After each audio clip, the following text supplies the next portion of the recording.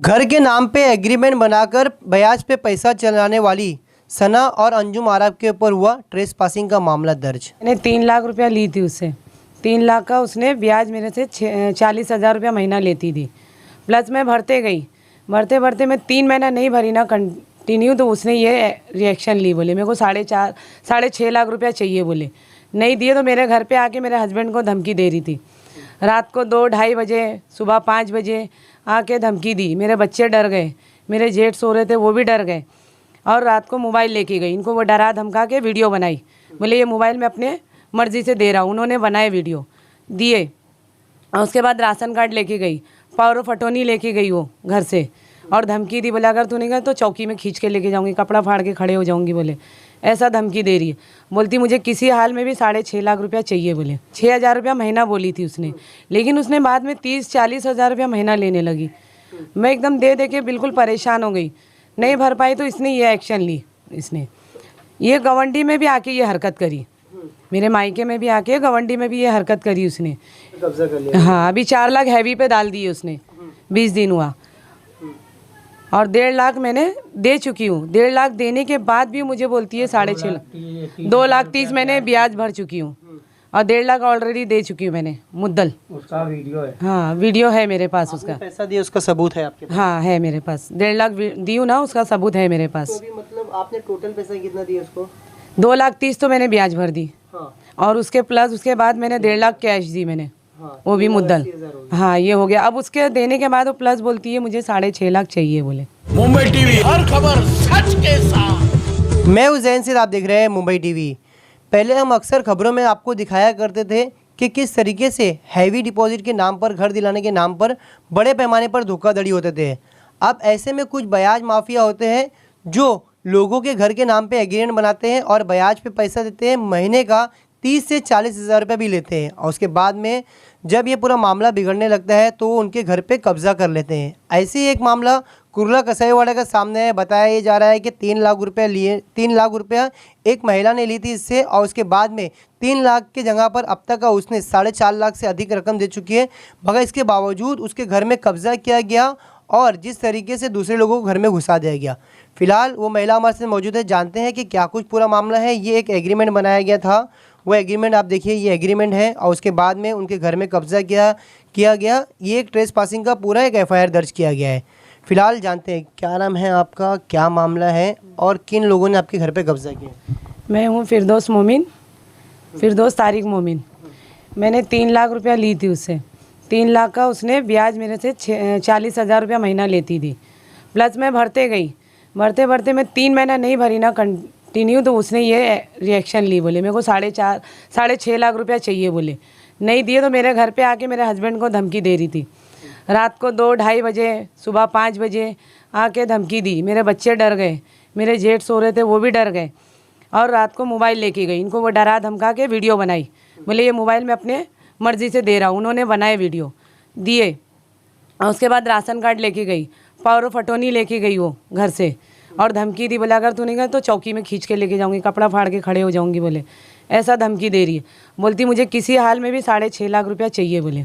पैसा एक चीज़ मुझे बताइए, सबसे पहले आपने 3 लाख रुपए किस काम के लिए थे? उसने मतलब उसने किस चीज़ पर, मतलब यानी घर का पेपर रखे, वो मतलब एक उसकी गारंटी थी, इसके लिए आपने पेपर ऊपर बनाए? हाँ, बोले घर के रिपेयर के लिए ली थी मैंने पैसा, कि रिपेयरिंग करूँगी, फिर उसको पैसा मैं दे दूँगी थोड़ा थोड़ा। 6,000 रुपया महीना बोली थी उसने, लेकिन उसने बाद में 30-40 हज़ार रुपया महीना लेने लगी। मैं एकदम दे के बिल्कुल परेशान हो गई, नहीं भर पाई तो इसने ये एक्शन ली। इसने ये गवंडी में भी आके ये हरकत करी, मेरे मायके में भी आके गवंडी में भी ये हरकत करी उसने। और क्या मामला कुछ दर्ज करा है पुलिस में? बताया कि इस तरीके से ब्याज का धंधा चलाती है। हाँ, बोले हमने चौकी में भी किसी और के नाम पे एग्रीमेंट बनाती है, पैसा कुछ ऐसा करके आपने कुछ बताया? नहीं, ऐसा तो नहीं बताया, जो मेरा था ये चीज़ मैंने बताया।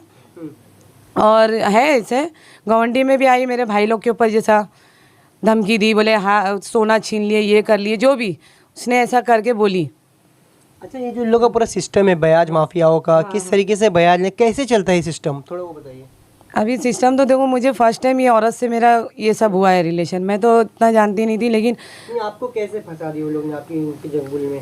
वो जैसे हमारे ना, मेरी जो भांजी है उसकी ननंद है, ये रिश्ते में ही लगती है वो, वो रिश्ते में थे, पहचान से हुआ ये बोली मैं किसी और से दिलाती हूँ, पैसा इसी का है लेकिन नाम किसी और का, अंजुम आरा शेख, अन्नी, हाँ सॉरी अन्नी का बोले, अन्नी का बोल के बाद में ये कहीं और का निकला पैसा ये।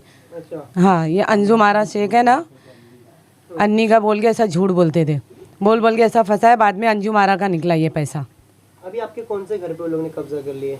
ये कैफे मिलन के तरफ है ये घर, हमारे पीछे रूम है इधर, उस पे कब्जा कर लिया? हाँ, अभी 4 लाख हैवी पे डाल दिए उसने, 20 दिन हुआ, और 1.5 लाख मैंने दे चुकी हूँ। 1.5 लाख देने के बाद भी मुझे बोलती है 6.5 लाख, 2,30,000 मैंने ब्याज भर चुकी हूँ, और 1.5 लाख ऑलरेडी दे चुकी हूँ मैंने मुद्दल। उसका वीडियो है? हाँ, वीडियो है मेरे पास उसका। पैसा दिया उसका सबूत है आपके पास? हाँ, है मेरे पास, 1.5 लाख दी हूँ ना, उसका सबूत है मेरे पास। तो अभी मतलब आपने टोटल पैसा कितना दिया उसको?